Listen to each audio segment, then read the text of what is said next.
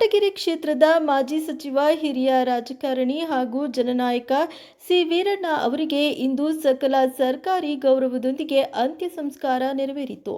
ಅಂತಿಮ ದರ್ಶನ ಪಡೆಯಲು ರಾಜ್ಯದ ಉಪಮುಖ್ಯಮಂತ್ರಿ ಡಾಕ್ಟರ್ ಜಿ ಪರಮೇಶ್ವರ್ ಸೇರಿದಂತೆ ವಿವಿಧ ಪಕ್ಷಗಳ ರಾಜಕೀಯ ಮುಖಂಡರು, ಗಣ್ಯರು, ಅಧಿಕಾರಿಗಳು ಹಾಗೂ ಸಾವಿರಾರು ಅಭಿಮಾನಿಗಳು ಆಗಮಿಸಿ ಅಂತಿಮ ನಮನ ಸಲ್ಲಿಸಿದರು. ಈ ವೇಳೆ ಮಾತನಾಡಿದ ಉಪಮುಖ್ಯಮಂತ್ರಿ ಡಾಕ್ಟರ್ ಜಿ ಪರಮೇಶ್ವರ್ ಅವರು, ಸಿ ವೀರಣ್ಣ ಅವರ ಬದುಕು ಎಂದಿನ ರಾಜಕೀಯಕ್ಕೆ ಆದರ್ಶವಾಗಿದ್ದು, ಅವರ ಸೇವೆ ಸದಾ ಸ್ಮರಣೀಯವಾಗಲಿದೆ ಎಂದು ಹೇಳಿದರು.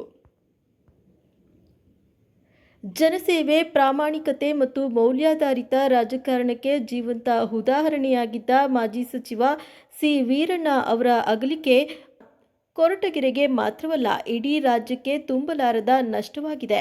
ಅವರ ಆದರ್ಶಗಳು ಮುಂದಿನ ಪೀಳಿಗೆಗೆ ಸದಾ ದಾರಿದೀಪವಾಗಲಿದೆ ಎಂದು ಗಣ್ಯರು ಅಭಿಪ್ರಾಯಪಟ್ಟರು. ಸಾವಿರಾರು ಜನರ ಕಂಬನಿಯ ನಡುವೆ ಸಕಲ ಸರ್ಕಾರಿ ಗೌರವದೊಂದಿಗೆ ಜನನಾಯಕ ಸಿ ವೀರಣ್ಣ ಅವರಿಗೆ ಅಂತಿಮ ವಿದಾಯ ಹೇಳಲಾಯಿತು.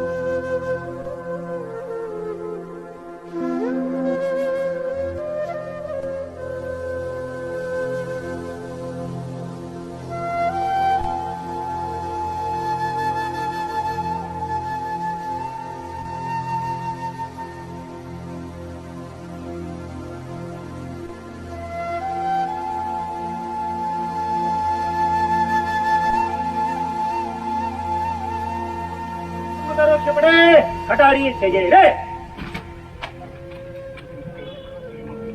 ಮಾನ್ಯ ಮಾಜಿ ಸಚಿವರು, ನಮ್ಮೆಲ್ಲರ ಅಚ್ಚುಮೆಚ್ಚಿನ ನಾಯಕರಾದಂಥ ಶ್ರೀ ವೀರಣ್ಣನವರು ಇವತ್ತು ನಮ್ಮನ್ನು ಅಗಲಿ ಹೋಗಿದ್ದಾರೆ. ಅವರ ಆತ್ಮಕ್ಕೆ ಶಾಂತಿಯನ್ನು ಕೋರ್ತೇನೆ ಮತ್ತು ಅವರ ಅವರೆಲ್ಲರಿಗೂ ಕೂಡ ಅವರ ನಷ್ಟವನ್ನು ಭರಿಸ್ತಕ್ಕಂಥ ಶಕ್ತಿ ಭಗವಂತ ಕೊಡಲಿ ಅಂತೇಳಿ ಪ್ರಾರ್ಥನೆಯನ್ನು ಸಲ್ಲಿಸ್ತೇನೆ. ಮಾನ್ಯ ವೀರಣ್ಣವರು ನಮ್ಮ ಕ್ಷೇತ್ರದಲ್ಲಿ ಅಂದರೆ ಕೊರಟಗೆರೆ ಕ್ಷೇತ್ರದಿಂದ ಆರಿಸಿಕೊಂಡು ರಾಮಕೃಷ್ಣ ಹೆಗಡೆ ಅವರ ಸಂಪುಟದಲ್ಲಿ ಸಚಿವರಾಗಿ ಕೆಲಸ ಮಾಡಿದರು. ಅವರ ಪ್ರಾಮಾಣಿಕತೆಗೆ ಮೆಚ್ಚಿಕೊಂಡು ಮಾನ್ಯ ಹೆಗಡೆ ಅವರು ಅವರಿಗೆ ಸುಮಾರು 7 ಖಾತೆಗಳನ್ನು ಕೊಟ್ಟಿದ್ದರು. ಅವರು ಅವೆಲ್ಲವನ್ನು ಕೂಡ ಭಾಳ ಪ್ರಾಮಾಣಿಕವಾಗಿ ಯಶಸ್ವಿಯಾಗಿ ನಿಭಾಯಿಸಿದ್ದನ್ನು ಇವತ್ತು ಚರಿತ್ರೆಯಲ್ಲಿ ನಾವು ನೋಡ್ಬೋದು. ಅತ್ಯಂತ ದುಃಖದ ಸಂಗತಿ. ಮಾನ್ಯ ವೀರಣ್ಣನವರು ಮಾಜಿ ಸಚಿವರು ಹಾಗೂ ಈ ಒಂದು ರಾಜ್ಯಕ್ಕೆ ಮತ್ತು ಕ್ಷೇತ್ರಕ್ಕೆ ಭಾಳಷ್ಟು ಕೊಡುಗೆಗಳನ್ನು ಕೊಟ್ಟಂಥ ಒಬ್ಬ ಧೀಮಂತ ನಾಯಕನನ್ನು ನಾವು ಕಳೆದುಕೊಂಡಿದ್ದೇವೆ. ನಾನಾದರೂ ಕೂಡ ಈ ಸಂದರ್ಭದಲ್ಲಿ ಹೇಳಲಿಕ್ಕೆ ಬಯಸ್ತೇನೆ, ಅತ್ಯಂತ ಪ್ರಾಮಾಣಿಕತೆಗೆ, ಪಾರದರ್ಶಕತೆಗೆ, ಸ್ವಚ್ಛ ಆಡಳಿತಕ್ಕೆ, ನೇರ ನುಡಿಗೆ ಯಾರಾದರೂ ಒಬ್ಬ ವ್ಯಕ್ತಿಯನ್ನು ನಾವು ಹೋಲಿಸಬೇಕು ಅಂತ ಹೇಳಿದ್ರೆ ಬಹುಶಃ ಅದು ನಮ್ಮ ನೆಚ್ಚಿನ ನಾಯಕರಾಗಿದ್ದಂತಹ ಮಾನ್ಯ ಮಾಜಿ ಸಚಿವರಾಗಿರ್ತಕ್ಕಂಥ ವೀರಣ್ಣನವರು ಅಂತಕ್ಕಂಥ ಮಾತನ್ನು ನಾನು ಈ ಸಂದರ್ಭದಲ್ಲಿ ಹೇಳಲಿಕ್ಕೆ ಬಯಸ್ತೇನೆ. ರಾಜ್ಯ ಕಂಡಂಥ ಪ್ರಾಮಾಣಿಕ, ನಿಷ್ಠಾವಂತ, ಉತ್ತಮ ದಕ್ಷ ಆಡಳಿತಗಾರರು, ದೇಶದ ಪ್ರಜೆಗಳ ಸಾಮಾಜಿಕ ಬಡವರ ಹಿತ ಕಾಪಾಡ್ತಕ್ಕಂಥ